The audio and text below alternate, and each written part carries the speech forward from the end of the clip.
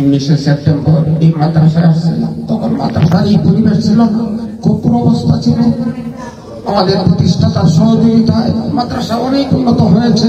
আজ মাদ্রাসা একটা সুন্দর পরিবেশ, সুন্দর অবস্থা। আমি আজ থেকে 28 বছর 7 মাস 16 দিন আজ আমার বিদায়ের পালা।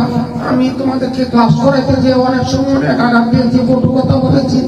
তোমরা আমাকে শিক্ষক হিসাবে, ব্যক্তিত্ব হিসাবে আমাকে তোমরা ক্ষমা করে দিও। আমি তোমাদের জন্য দোয়া করি, তোমরা আমাদের জন্য দোয়া করো।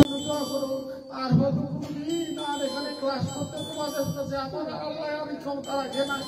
তোমাদের হোক শুরু, আমার শেষ। খুদা হাফেজ।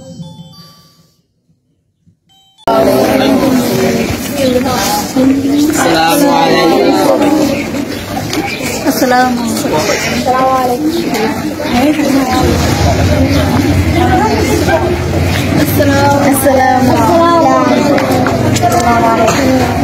আমি তো ঘুরে দেয়। السلام